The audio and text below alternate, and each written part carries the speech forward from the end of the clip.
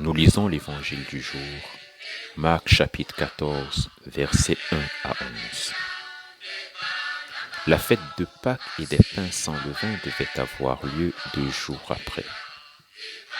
Les principaux sacrificateurs et les scribes cherchaient les moyens d'arrêter Jésus par ruse et de le faire mourir.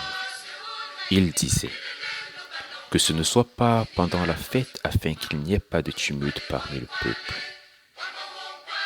Comme Jésus était à Béthanie, dans la maison de Simon le lépreux, une femme entra pendant qu'il se trouvait à table. Elle tenait un vase d'albâtre qui renfermait un parfum de nard pur de grand prix. Et ayant rompu le vase, elle répandit le parfum sur la tête de Jésus. Quelques-uns exprimèrent entre eux leur indignation. À quoi bon perdre ce parfum? On aurait pu le vendre plus de 300 deniers et les donner aux pauvres. Et ils s'irritaient contre cette femme. Mais Jésus dit, laissez-la. Pourquoi lui faites-vous de la peine? Elle a fait une bonne action à mon égard, car vous avez toujours les pauvres avec vous et vous pouvez leur faire du bien quand vous voulez. Mais vous ne l'avez pas toujours. Elle a fait ce qu'elle a pu. Elle a d'avance embaumé mon corps pour la sépulture. Je vous le dis en vérité, partout où la bonne nouvelle sera prêchée dans le monde entier, on racontera aussi en mémoire de cette femme ce qu'elle a fait. Judas Iscariote, l'un des 12, alla vers les principaux sacrificateurs afin de leur livrer Jésus. Après l'avoir entendu, ils furent dans la joie et promirent de lui donner de l'argent. Et Judas cherchait une occasion favorable pour le livrer. Amen.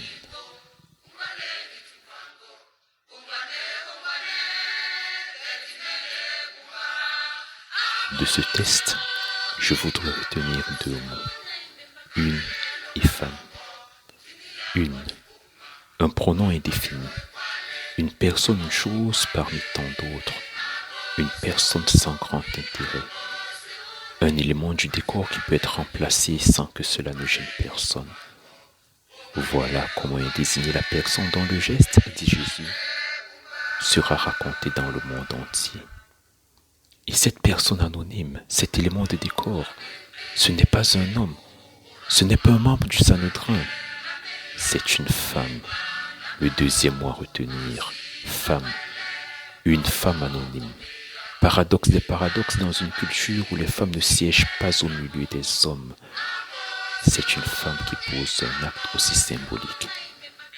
Mais l'évangile en elle-même n'est-elle pas un paradoxe? Le paradoxe du salut offert à tous par la grâce. Cette femme est non seulement anonyme, mais aussi elle reste silencieuse.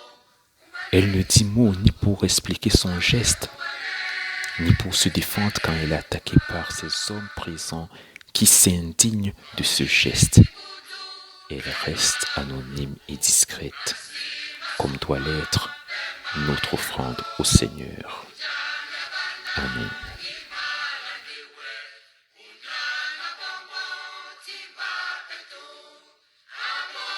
Rendons grâce à Dieu avec le psaume 19. Les cieux racontent la gloire de Dieu et l'étendue manifeste l'œuvre de ses mains. Le jour en instruit un autre jour, la nuit en donne connaissance à une autre nuit. Ce n'est pas un langage, ce ne sont pas des paroles dont le son ne soit pas entendu. Leur retentissement parcourt toute la terre, leurs accents vont aux extrémités du monde, où il est dressé une tente pour le soleil. Et le soleil, semblable à un époux qui sort de sa chambre, s'élance dans la carrière avec la joie d'un héros. Il s'élève d'une extrémité des cieux et achève sa course à l'autre extrémité. Rien ne se dérobe à sa chaleur. La loi de l'Éternel est parfaite, elle rassure l'âme. Le témoignage de l'Éternel est véritable, il rend sage l'ignorant. Les ordonnances de l'Éternel sont droites. Elles réjouissent le cœur. Les commandements de l'Éternel sont purs. Ils éclairent les yeux. La crainte de l'Éternel est pure. Elle subsiste à toujours. Les jugements de l'Éternel sont vrais, ils sont tous justes. Ils sont plus précieux que l'or, que beaucoup d'or fin. Ils sont plus doux que le miel, que celui qui coule des rayons. Ton serviteur aussi en reçoit instruction.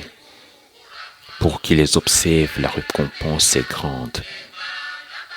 Qui connaît ses errements? Pardonne-moi ceux que j'ignore. Préserve aussi ton serviteur des orgueilleux, qu'il ne domine point sur moi. Alors je serai intègre, innocent de grands péchés. Reçois favorablement la parole de ma bouche et les sentiments de mon cœur. Ô Éternel, mon rocher et mon libérateur. Amen.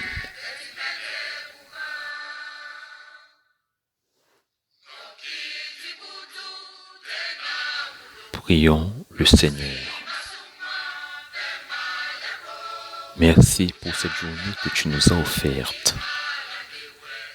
Sonde nos cœurs qui s'ouvrent à ta grâce et accorde-nous la joie d'être tes enfants. C'est pour cela que nous te disons, notre Père qui es aux cieux, que ton nom soit sanctifié, que ton règne vienne, que ta volonté soit faite sur la terre comme au ciel. Donne-nous aujourd'hui notre pain de ce jour. Pardonne-nous nos offenses, comme nous pardonnons aussi à ceux qui nous ont offensés. Et ne nous laisse pas entrer en tentation, mais délivre-nous du mal, car c'est à toi qu'appartiennent le règne, la puissance et la gloire pour les siècles des siècles. Amen.